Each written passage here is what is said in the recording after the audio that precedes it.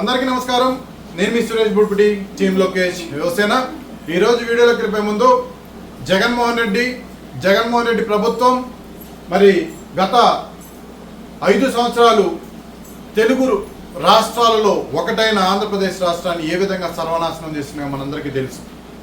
ఆంధ్రప్రదేశ్ని ఈరోజు చంద్రబాబు నాయుడు గారు ప్రపంచ పటంలో పెట్టడానికి చూస్తే ఈ సైకో జగన్మోహన్ రెడ్డి ఆంధ్రప్రదేశ్ని ప్రపంచ పటంలో లేకుండా చేయడానికి ఆయన పన్నిన పన్నాగాలు 1 కాదు, 2 కాదు, 3 కాదు, దాదాపు కోకొలలు చెప్పుకుంటే నిజంగా సిగ్గేస్తుంది. ఎలా పుట్టావా జగన్మోహన్ రెడ్డి? నువ్వు నిజంగా వైఎస్ రాజశేఖర రెడ్డికే పుట్టావా అని అడుగుతున్నాను నేను. ఎందుకంటే వైఎస్ రాజశేఖర రెడ్డి ఆయన ప్రతి మనకి కులానికి కావచ్చు, మతానికి కావచ్చు పెద్దపీట వేస్తూ ఆయన ముఖ్యమంత్రిగా ఉన్నప్పుడు చాలా గొప్ప కార్యక్రమాలు చేశాడు. పేదల పాలిట పెన్నిదిగా నిలిచిపోయాడు వైఎస్ రాజశేఖర రెడ్డి గారు. నిజంగా ఆయన దేవుడు అని కొలుచుకునే క్షణాలు మనం ఆంధ్రప్రదేశ్ రాష్ట్రంలో కావచ్చు, తెలంగాణ రాష్ట్రం కావచ్చు చూడొచ్చు. ఆయన ఫోటో ప్రతి ఇంట్లో ఉంటుంది.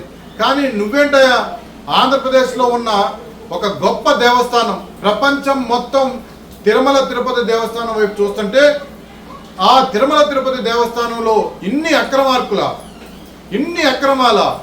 ఇన్ని పనికి మాలిన పనుల, ఈ విధంగా నువ్వు మరి ఎంతో పవిత్రంగా హిందువులందరూ కూడా కొలుచుకునే శ్రీ వెంకటేశ్వర స్వామికి పెట్టే నైవేద్యం కావచ్చు, లేకపోతే భక్తులకి ఇచ్చే లడ్డు కావచ్చు, ఈ విధంగా నువ్వు దాన్ని వాటి మీద కూడా వ్యాపారం చేస్తావా జగన్మోహన్ రెడ్డి? నిజంగా నీకు సిగ్గుందా అని అడుగుతున్నా నేను.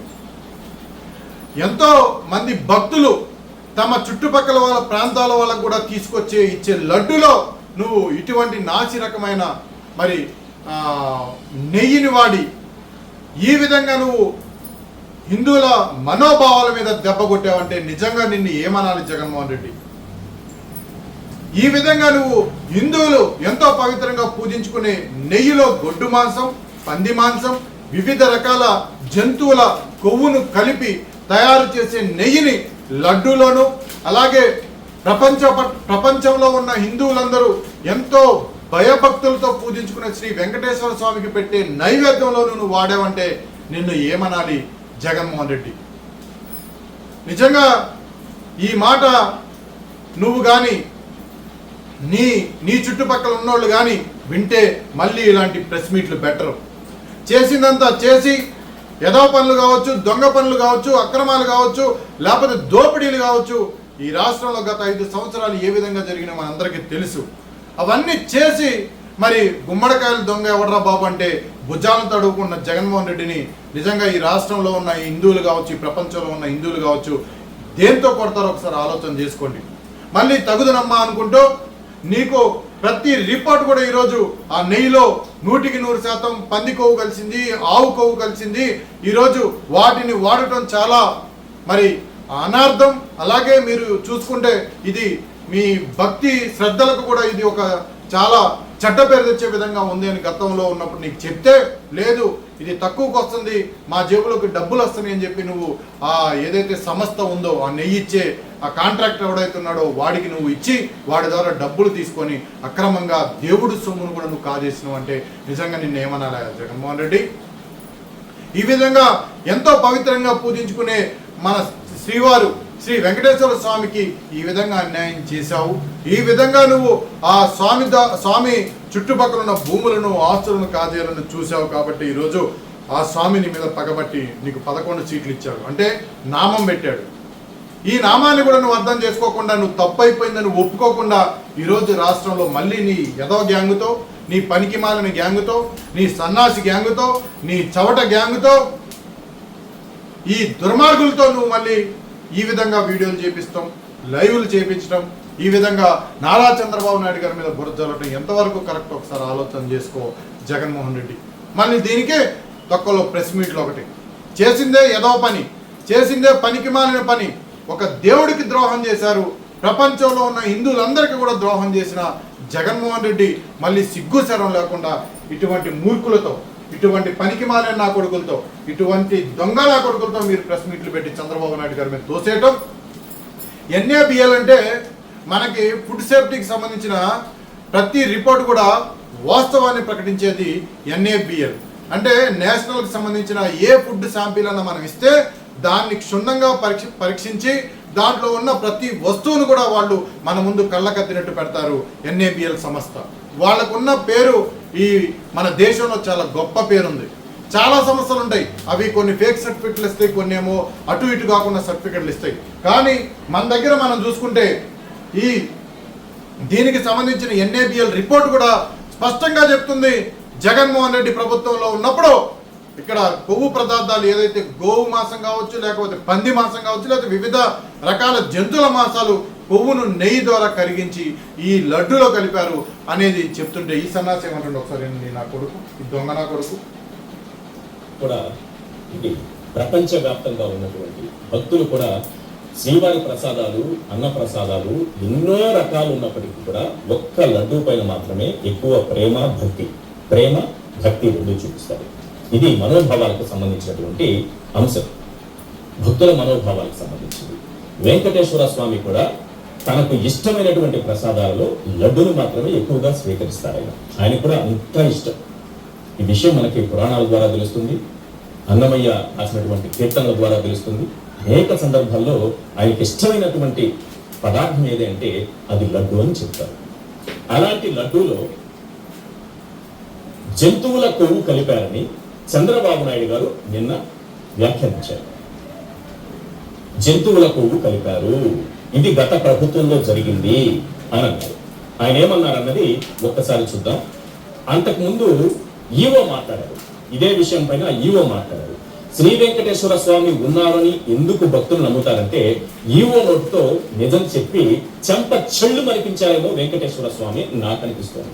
అయితే ఈ విషయంలో ఈవోతో నిజం చెప్పించినప్పుడు ఈ దేశంలో ఉన్న ప్రభుత్వాలన్నీ కూడా తప్పులు చేస్తాయి. ఎవరు కూడా వాళ్ళు తోపులు తురుములని నేను ఎప్పుడు అన్నాం.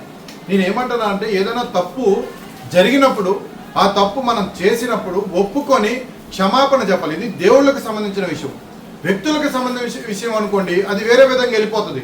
దేవుళ్ళకు సంబంధించిన విషయాన్ని మనం దాన్ని ఇంకా రెచ్చగొట్టే వ్యాఖ్యలు చేసుకుంటూ మేము దేవుళ్ళకి ఎటువంటి అన్యాయం చేయలేదు, ప్రసాదాల్లో కొవ్వును కలపలేదు, స్వచ్ఛమైన నెయ్యే వాడాం, కావాలని చంద్రబాబు నాయుడు గారు ఇవన్నీ డ్రామాలు ఆడుతున్నారు, కుట్రలు చేస్తున్నారు, కుతంత్రాలు చేస్తున్నారని మీరు కప్పిపుచ్చుకునే ప్రయత్నం చేస్తే దేవుడు ఉన్నాడు అని చెప్పేసి మీ అందరికీ తెలుసు. నీ ప్రభుత్వాన్ని అంటే నీ పార్టీకి, నీ నాయకులకి, నీ పార్టీ కుటుంబ సభ్యులకి క్లియర్గా తెలుసు దేవుడితో పెట్టుకుంటే ఏమైద్ది, దేవుడితో పెట్టుకుంటే ఏ విధంగా మనకి నష్టం జరిగింది అనేది ప్రతి ఒక్కరికి తెలుసు. కాబట్టి దేవుడి విషయంలోనైనా ఈ జగన్మోహన్ రెడ్డి తగ్గుతాడు అనుకుంటే, ఈ జగన్మోహన్ రెడ్డి పేటీఎం కుక్కలు తగ్గుతారేమో అనుకుంటే రెచ్చిపోతున్నారు, చంద్రబాబు నాయుడు గారి మీద తోసేస్తున్నారు. ఇక్కడ ఒక విషయం మనం గమనించాలి. ఇప్పుడు మీరు ప్రభుత్వంలో మీరున్నారు కదా, మీరు ఏం చేస్తున్నారంటే మీరు చేసిన అక్రమాలు తవ్వటానికి సంవత్సరాలు కాదురా నాయన, కొన్ని వందల సంవత్సరాలు పట్టేటట్టుంది. ఇది నెలలతో పోయేది కాదు. మీరు చేసిన అక్రమాలు, ఈ రాష్ట్రంలో మీరు చేసిన అక్రమాలు కావచ్చు, మీరు చేసిన అక్రమ దందాలు కావచ్చు, మీరు తలపెట్టిన ప్రతి కార్యక్రమాన్ని తవ్వి తీయాలంటే నెలలు సరిపోవు, రోజులు సరిపోవు, సంవత్సరాలు సరిపోతాయిరా సన్నాసి అని చెప్తున్న ఈ సన్నాసికి సాక్షిలో ఉన్న ఎదవకి. కాబట్టి మీరు చేసిన అక్రమాలన్నీ తవ్వడానికి ఈ 100 రోజుల్లోనే అన్ని అక్రమాలు బయటకు తీయాలి. ఇసుక మీద ఎంక్వైరీ చేయాలి, లేకపోతే మద్యం మీద ఎంక్వైరీ చేయాలి, గ్రానైట్ల మీద ఎంక్వైరీ చేయాలి, రోడ్ల మీద ఎంక్వైరీ చేయాలి, మీరు ఫ్రీగా ఇచ్చిన సొమ్ము మీద ఎంక్వైరీ చేయాలి, దేవాలయాల మీద ఎంక్వైరీ చేయాలి. ప్రతి విషయంలోనూ ఎంక్వైరీ చేయాలంటే నిజంగా అది ఈ రోజుతో అయిపోయే సమస్య కాదు. అది ఇప్పుడు ఈరోజు ఇక్కడ 100 కోట్లు మిస్ అయిన జగన్మోహన్ రెడ్డి అరెస్ట్ చేసి లోన్ వేసి దెంగండ్రా అంటే కాదు కదా. దానికి ఒక ఎంక్వైరీ కమిషన్ ఉంటుంది, దానికి ఒక ప్రాసెస్ ఉంటుంది, దానికి కొంతమంది అధికారులు ఉంటారు, కొంతమంది వ్యవస్థ ఉంటుంది. ఆ వ్యవస్థ మొత్తం పనిచేయాలి. 2 నెలల నుంచి ఏం చేశారు, 3 నెలల నుంచి ఏం చేశారంటే గత ప్రభుత్వంలో నందినికి సంబంధించిన ఎవరైతే మన కాంట్రాక్టర్ ఉన్నారో ఆయన నెయ్యిని సప్లై చేశాడు. అది ఎక్కువ కాస్ట్ ఉందని చెప్పేసి వాడి దగ్గర నుంచి డబ్బులు తీసుకోవడం కుదరదు. కాబట్టి మీరేం చేశారు, అక్రమంగా ఎట్లా సంపాదించుకోవాలి, ఏ విధంగా దేవుడి మీద దందా చేయాలని ఎవడో పనికి మాలిన కాంట్రాక్ట్కి మీరు ఇచ్చారు. ఇచ్చి మీరు ఏ కొవ్వన్నా వాడండి, దాన్ని ఎట్లయినా తయారు చేయండి, నెయ్యిని ఏ దాంట్లో విషం పోసి తయారు చేసినా మాకు అనవసరం, మాకు మాత్రం డబ్బులు కావాలి, మాకు మాత్రం పర్సంటేజ్లు కావాలని ఎవడో పనికి మాలినోడికి ఇస్తే వాడు చచ్చిపోయిన శవాలు, చచ్చిపోయిన గోవుల దగ్గర నుంచి ఆ నెయ్యిని తీసుకొచ్చి ఈరోజు మరి మన తిరుమల తిరుపతి దేవస్థానంలో ఎంతో ప్రతిష్ఠించబడిన లడ్డూలో కలపటం, శ్రీ వెంకటేశ్వర స్వామికి సాక్షాత్తు ఆయన నైవేద్యంగా ఇచ్చే అన్న పదార్థాల్లో కూడా మరి ఆ నెయ్యిని కలిపి వాటన్నిటిని కూడా మరి విషపూరితమైన ఆహారంగా పదార్థాలుగా తయారు చేసిన జగన్మోహన్ రెడ్డి, ఇంకా నీకు సిగ్గు శరం ఉంటే ఇలాంటి ప్రెస్ మీట్లు మీతో చెప్పించవు. వెంటనే క్షమాపణ చెప్పి, అయ్యా నా తప్పైపోయింది, నేను ఎవరికో ఇచ్చాను, వాడు ఇది కలుపుతాడని నాకు తెలియదు అని నువ్వు ఒప్పుకుంటే దేవుడు నిన్ను క్షమిస్తాడు, రాష్ట్ర ప్రజలు నిన్ను క్షమిస్తారు, ఈ ప్రపంచంలో ఉన్న హిందువులందరూ కూడా నిన్ను క్షమిస్తారే తప్ప ఈ విధంగా నువ్వు రెచ్చగొట్టే వ్యాఖ్యలు చేసి చంద్రబాబు నాయుడు తప్పు చేశాడు, చంద్రబాబు నాయుడు గారు ఉన్నప్పుడే ఈ తప్పు జరిగిందని నువ్వు పదే పదే మళ్ళీ రెచ్చగొట్టే వ్యాఖ్యలు, అబద్ధాలు చెప్పే ప్రెస్ మీట్లు పెట్టి ఇలాంటి సైకో నా కొడుకులతో, ఇలాంటి సన్నాసి నా కొడుకులతో మీరు మాత్రం మరి ప్రెస్ మీట్లు పెట్టి మా మీద మా ప్రభుత్వం మీద బురద చల్లితే ఊరుకునేది లేదు అని చెప్పి హెచ్చరిక జారీ చేస్తున్నాను. నేను ఒక క్రిస్టియన్గా ఈరోజు ఆ హిందువులకు జరిగిన ఏదైతే అవమానం, ఇది పెద్ద అవమానం. మన రాష్ట్రంలో మన రాష్ట్రం వైపు ప్రపంచం చూస్తుంటే ఈ మన రాష్ట్రం వైపు ప్రపంచం చూడకూడదు, అసలు ప్రపంచ పటంలో మన రాష్ట్రం ఉండకూడదని ఒక తీర్మానం తీసుకూర్చున్న సైకోవి ఈ సైకో జగన్మోహన్ రెడ్డి. ఇలాంటి వాడిని మనం ఈరోజు 5 సంవత్సరాల రాష్ట్రంలో మరి అధికారంలోకి తెచ్చుకొని మన రాష్ట్రాన్ని ఎక్కడో 30 సంవత్సరాలకి వెనక్కి నెట్టేసుకున్నాం.